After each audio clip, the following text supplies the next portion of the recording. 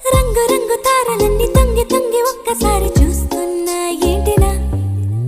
పైన లేని వెన్నెలంతా నేల మీదకొచ్చినట్టు నువ్వుంటే చూడవా మంచువాన నన్ను ముంచనంట వాన విల్లు మీద ఇల్లు కట్టినెవ్వరంట ఈ లోకమంతా నిన్ను చూసినంట ఏ దిష్టి నిన్ను తాకకుండా ఇంటిలోన దాచుకుంటా రంగు